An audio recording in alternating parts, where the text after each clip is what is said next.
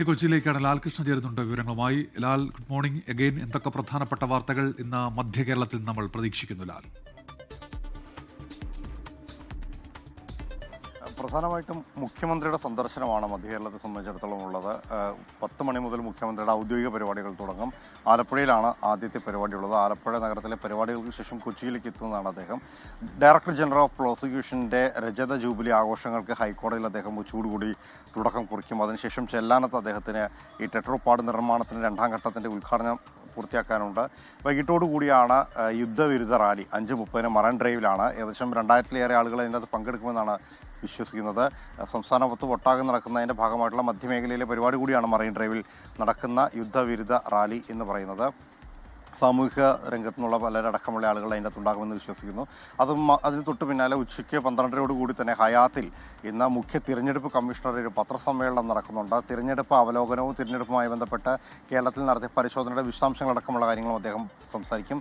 കഴിഞ്ഞ ഏതാനും ദിവസങ്ങളായി കൊച്ചിയിൽ ക്യാമ്പ് ചെയ്തുകൊണ്ട് തന്നെ പല ഉദ്യോഗസ്ഥരുമായിട്ട് അദ്ദേഹം ചർച്ച നടത്തിയിരുന്നു. പ്രത്യേകിച്ച് ലോ ആൻഡ് ഓർഡർ വിഭാഗത്തിലും നിയമജ്ഞരുമായിട്ടും സാമാജികരുമായിട്ടുമെല്ലാം അദ്ദേഹത്തിൻ്റെ ചർച്ചകൾ പൂർത്തിയായതാണ്. അതുകൊണ്ട് തന്നെ ആ വിഷയവുമായി ബന്ധപ്പെട്ടുകൊണ്ട് ഏതെല്ലാം തരത്തിൽ മുന്നോട്ട് പോയിട്ടുണ്ട്, ഏതെല്ലാം കാര്യങ്ങൾ ഇനി പരിഗണിക്കുന്നുണ്ട് എന്ന കാര്യങ്ങൾ കൂടിയായിരിക്കും പ്രധാനമായിട്ടും അദ്ദേഹത്തിൻ്റെ വാർത്താ സമ്മേളനത്തിൽ ഉണ്ടാവുക. തുടർന്ന് വൈകിട്ടോടുകൂടി അദ്ദേഹം തിരിച്ചു പോകും എന്നൊരു കാര്യം കൂടി അറിയിച്ചിട്ടുണ്ട്. മറ്റൊന്ന് എന്ന് പറയുന്നത് അങ്കമാലിയിലുണ്ടായ അപകടവുമായി ബന്ധപ്പെട്ടുള്ള സിറിയക് ജോർജിൻ്റെ അറസ്റ്റിന് ശേഷമുള്ള തുടർ നടപടികളാണ്. ഇന്നലെ വൈകിട്ട് വൈദ്യപരിശോധനയ്ക്കടക്കം സിറിയക്കിനെ ഹാജരാക്കിയിരുന്നു. ഈ വൈദ്യപരിശോധനയ്ക്ക് ശേഷം അദ്ദേഹത്തിൻ്റെ BP ലെവലിൽ കാര്യമായ വ്യത്യാസമുണ്ട് എന്ന് കണ്ടതിനെ തുടർന്ന് അവിടെ തന്നെ അഡ്മിറ്റ് ചെയ്ത് പ്രാഥമിക ചികിത്സ നൽകിയിരുന്നു. ശേഷം മജിസ്ട്രേറ്റിന് മുന്നിലേക്ക് കൊണ്ടുപോവുകയാണ് എന്നുള്ളതാണ് അറിഞ്ഞത്. അദ്ദേഹത്തിൻ്റെ പിതാവിന് ജാമ്യം കിട്ടി പോവുകയും ചെയ്തിരുന്നു. ആ കേസിൻ്റെ തുടർ നടപടികളും മറ്റു കാര്യങ്ങളും ഇന്നുണ്ടാകും. മാത്രമല്ല അദ്ദേഹത്തിന് മുൻകൂർ ജാമ്യം അടക്കമുള്ളത് പരിഗണിക്കാനിരിക്കെയാണ് അറസ്റ്റ് അടക്കമുള്ള കാര്യങ്ങളിലേക്ക് പോയത് എന്നുള്ളത് കൊണ്ട് തന്നെ അതിന് പോലീസ് നൽകുന്ന കൂടുതൽ വിശദീകരണങ്ങൾ അടക്കമുള്ള കാര്യങ്ങളും ഇന്നത്തെ ദിവസം സ്വാഭാവികമായിട്ടും പ്രതീക്ഷിക്കുന്നുണ്ട്. മറ്റുള്ളത് എന്ന് പറയുന്നത് തിരഞ്ഞെടുപ്പുമായി ബന്ധപ്പെട്ടുകൊണ്ടുള്ള പല പാർട്ടികളുമായിട്ടുള്ള ഉഭയകക്ഷി ചർച്ചകളും അവരുടെ സീറ്റ് നീക്കുപോക്കുകളും സംബന്ധിച്ചിടത്തോളമാണ്.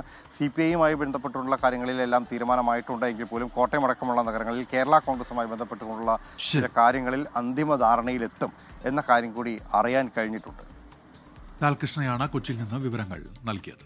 ലോകത്തെവിടെയായാലും ഏത് സമയത്തും 24 വാർത്തകളും ഓഗ്മെന്റഡ് റിയാലിറ്റി പാക്കേജുകളും എക്സ്പ്ലെയിനറുകളും വിശദമായി കാണാൻ ഞങ്ങളുടെ YouTube ചാനൽ നിങ്ങൾക്ക് സബ്സ്ക്രൈബ് ചെയ്യാം.